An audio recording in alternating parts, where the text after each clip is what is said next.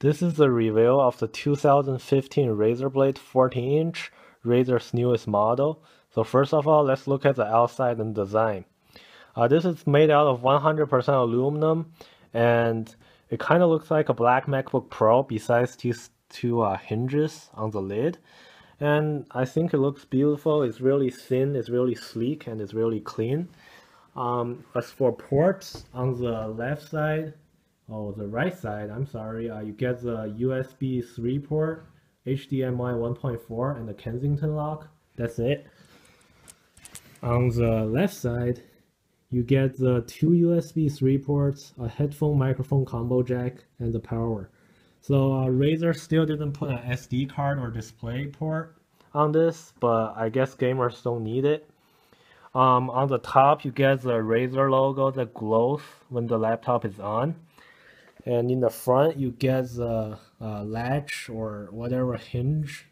That's what you call it. That's where you open it. And for the back, there's nothing besides the hinge that also acts as a antenna.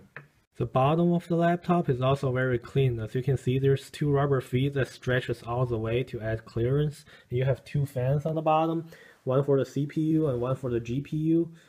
These fans are covered by this mesh, which has pretty large holes on it, so it's probably going to suck a lot of dust in over the time, so you might have to be aware of that. And other than that, there's these screws down here where you can unscrew and open up the bottom to clean the laptop and access the internals. There's no upgradable parts in here besides the SSD, and Razer does not let you upgrade it yourself. It will waive the warranty. The laptop's lid is really easy to open. As you can see, you can do it with just one hand. And it boots up really fast. This laptop includes a 2 megapixel webcam, so that means it's 1080p in video quality. And the frame rate is pretty high, up to 30 when there's high lighting. But when you're at a low light situation, the frame rate drops down to 10. So don't video chat when there's no light. And besides the webcam, there's two microphones for noise cancellation and better sound quality called a Ray microphone. For the screen, this model is a QHD Plus version. It came with a 3200 by 1800 glossy touchscreen, and the touch is really responsive. And it also uses IGZO technology for better viewing angle. So let me show you that.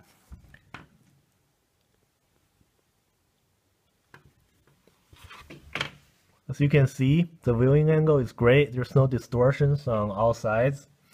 There is also a 1080p non-touch version you can get. It'll run games better at native resolution, but it just doesn't look as premium and as good as the IGZO QHD Plus one. As for the internal specs, this laptop comes with an Nvidia Geforce GTX 970M with 3GB of graphics memory. The processor is a Intel Core i7-4720HQ, rated at 2.6 GHz quad-core, and it can be turbo boosted up to over 3 GHz. And the system RAM is 16 GB of LPDDR3, and the storage is 512 GB of M2 SATA SSD. Even though it comes with 512 GB of storage space, you only get 468 GB of usable space because the rest of the storage is used up for the operating system and required services. The laptop comes with a Synaptics trackpad. It is big and it feels silky smooth, just like the MacBook ones, and it's really responsive, but it's not as precision as the MacBook trackpads. So you also get two separate buttons on the bottom, but they feel cheap and light, so here's the sound of it. Yeah, so you probably won't be using this for gaming anyways, so everyday task, this is a great trackpad. So the keyboard is backlit with an acid green color. There are 15 different levels of lighting, which is actually a lot. And the keys feel great. They don't wobble around like other laptops, and they are really springy. And it feels a lot better than most of the laptops I've used, including the MacBook.